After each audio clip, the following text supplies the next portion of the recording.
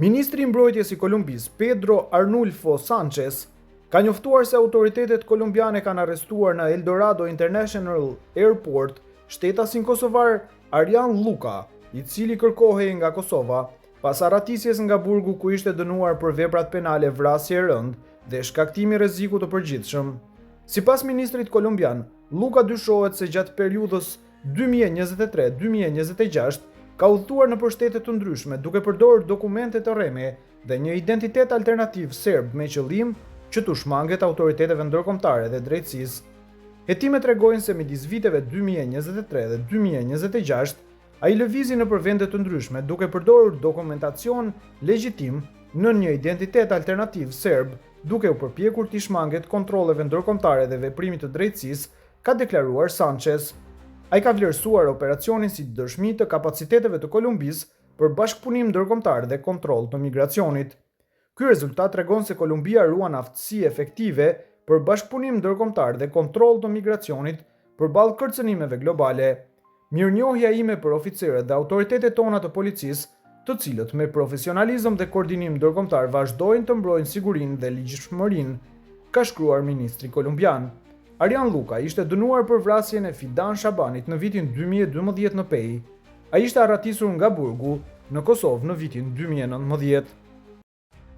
Dhomat e specializuara të Kosovës kanë publikuar pamje nga ambientet e qendrës së paraburgimit në Hag, ku mbahen të paraburgosurit ish krerët e ushtrisë çlirimtare të Kosovës para dhe gjatë proceseve gjyqësore.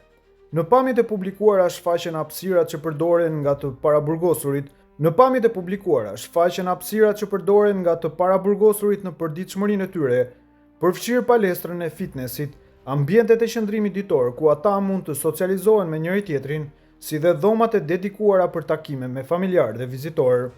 Sipas njoftimit zyrtar, personat që ndodhen në paraburgim në kuadër të proceseve gjyqësore të dhomave të specializuara mbahen në qendrën e paraburgimit në Hag dhe kanë qasje në kushte të caktuara për aktivitetet e përditshme. Të pandehurit që janë të paraburgosur para ose gjatë gjyqit të tyre në dhomat e specializuara të Kosovës mbahen në qendrën e paraburgimit në Hag. Atje ata kanë qasje në ajër të pastër dhe ushtrime, mund të shoqërohen, të presin vizitorë dhe të marrin pjesë në shërbesa fetare, thuhet në njoftim.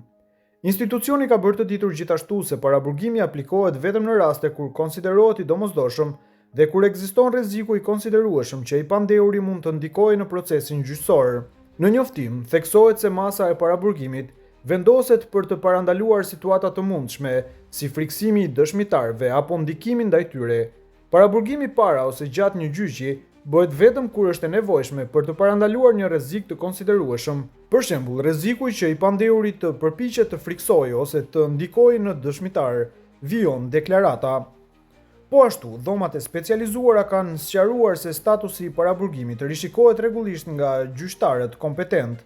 Çdo 2 muaj, gjyqtarët e gjyqit të specializuar të Kosovës do të rishikojnë paraburgimin për të shqyrtuar nëse paraburgimi është ende i nevojshëm dhe i arsyeshëm, thuhet në përfundim të njoftimit.